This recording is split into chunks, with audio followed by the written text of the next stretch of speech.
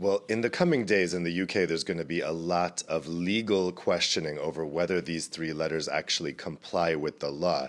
But the fact is, from the Brussels perspective, that question may be irrelevant because we saw when those three letters were received, Donald Tusk, the European Council president, tweeted out that he had received, quote, an extension request. So it's clear that the EU, whether or not the letter was signed, whether or not it was accompanied by these other documents saying don't pay attention to that first letter, they are interpreting this as an extension request. Now, ambassadors from the 27 other EU countries are meeting today at 9:30 to discuss next steps on this. I mean, I could summarize the reaction to what happened yesterday in Brussels as exasperation. People were really hoping that this deal would pass because in continental Europe, people are pretty tired of Brexit, and they were hoping that this deal would put it to rest. So now the question is still with London about how things proceed, because things are very unclear.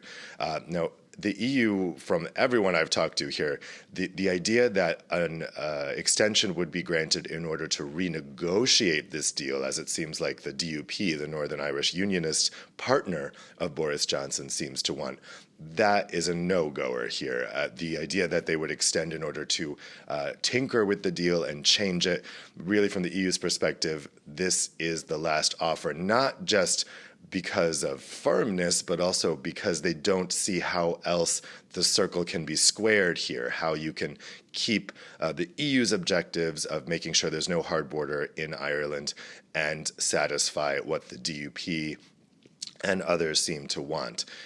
So right now it's a kind of wait-and-see approach from the Brussels side, but certainly exasperation over the delay we saw yesterday.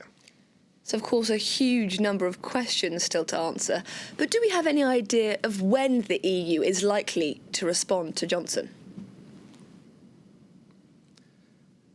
Not anytime soon. So as I mentioned, they're meeting this morning, but don't expect any definitive statement from that meeting because they need to wait and see what happens this week in London. The really key thing is Boris Johnson plans to put this deal back to the Parliament maybe Monday, maybe Tuesday. It's not really clear, but the EU needs to see, does he have support for the deal?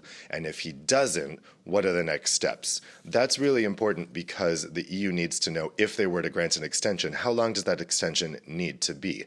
If the political developments in London this week lead to a general election or a second referendum, that's going to require a longer extension, particularly for a second referendum. That would probably need a requirement of at least 6 months, and so it would probably go until the end of 2020. If it's just a technical extension to get this deal over the line, then that could just be 1 month. So they need to know it for the length. Also, the EU wants to keep the pressure on the British Parliament to pass this deal. In this sense, they are really on the same side as Boris Johnson here. They both want the deal to be done. And so I would say it's likely that the EU would wait until very late this month to come up with an answer to that extension request. They probably, in the coming days, are going to want to keep some ambiguity about whether or not they will grant this extension. And I would guess that the leader that would communicate that most clearly would be French President Emmanuel Macron. Now, do we really think that the EU27 would, at the end of this month, refuse an extension and let us go to no-deal Brexit? No. Everybody knows that they will grant this if it comes to that, if it comes to extending or going to no deal. So whatever the tough talk coming particularly out of Paris in the coming week, we can expect that they will do it. But they will wait as long as possible in order to try to put some pressure on the British Parliament in the coming week to grant that extension. We also see that the European Parliament is due to vote on whether to ratify this deal when they meet in Strasbourg on Thursday. That vote is still on the table. Apparently they will decide tomorrow whether to go ahead with that vote, but I'm hearing they may still have the vote to ratify the deal, again, in order to put pressure on the British Parliament to say, look, here on the EU side, we're happy with this deal, we're ready to go, please approve this. So that will be something interesting to watch tomorrow, whether the the European Parliament decides to take that ratification off the table, because that would mean they can't ratify it until at the earliest November 14th, probably more likely at the very end of November. So that would obviously require an extension.